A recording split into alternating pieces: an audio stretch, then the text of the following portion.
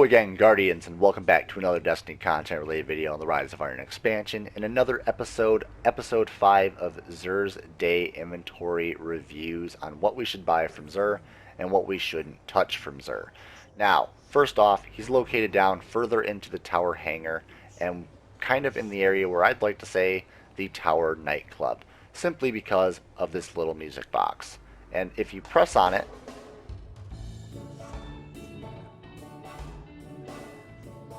can dance around like a little monkey. Now, cool thing that is, the music is playing right now. Awesome. Very cool.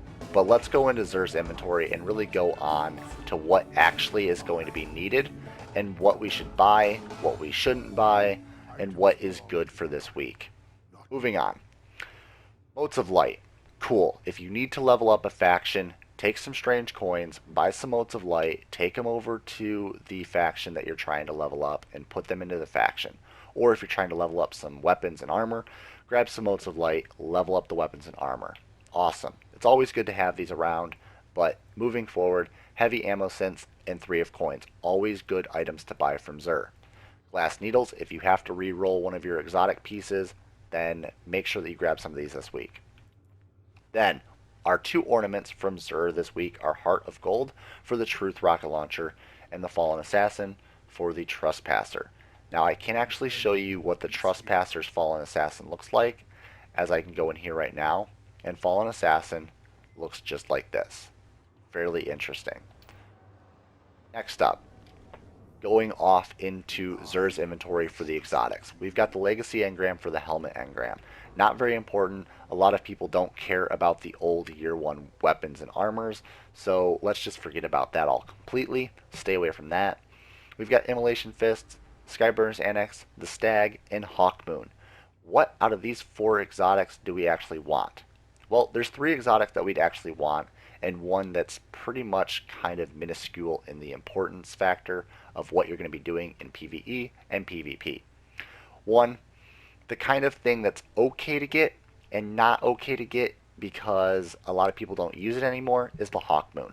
The Hawkmoon is still a good weapon. It's decent. It 3 bursts people with the headshots and the body shots, and all around the Luck in the Chamber magazine with the random bullet that does extra damage.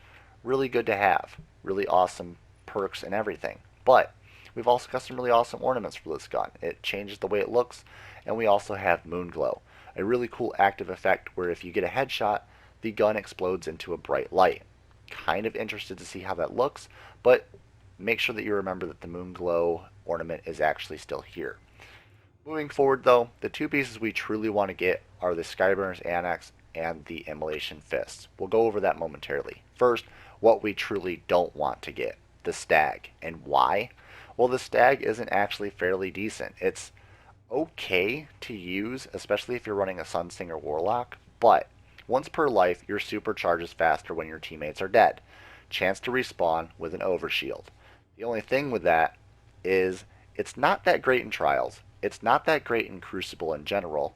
And the only thing I'd really like to run it with is Sunsinger, because of the overshield that Sunsinger already has on top of the STAG allows you for some extra shield coverage. It's not that great though, and honestly, I would not want to take my exotic slot for this piece of armor.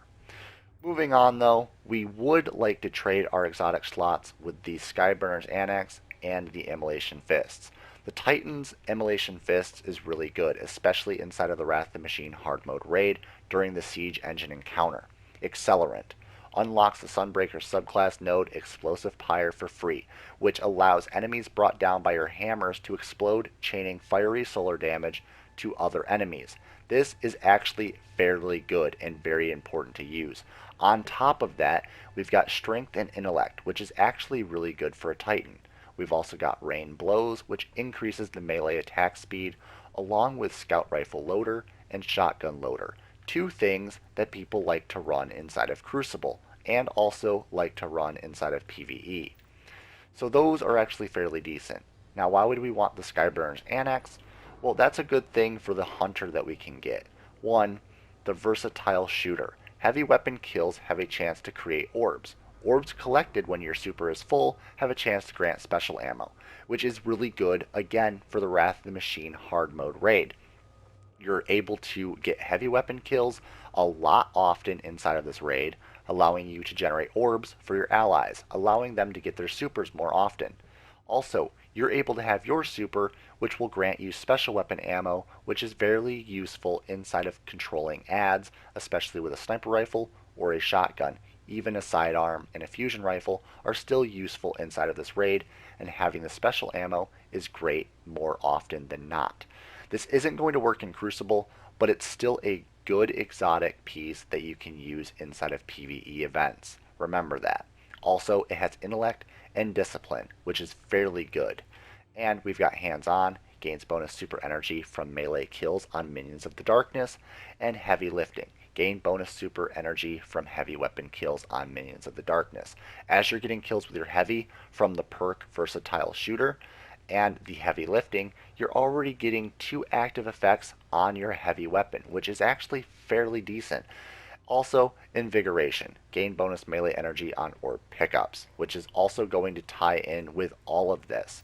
So there it is, guys. That's XUR's review. The 2 things you're really going to want to get is Immolation Fists and Skyburners Annex if you don't have them already, because these rolls are fairly decent. Also, the intellect on this is 88, which is actually fairly high, and the intellect on this is 63, discipline is 59. If you guys enjoyed this review video of XUR's Day, please drop a like on the video, share it with your friends, comment down below any questions or concerns on this video. And again, Guardians, I will see you all next week in the next episode.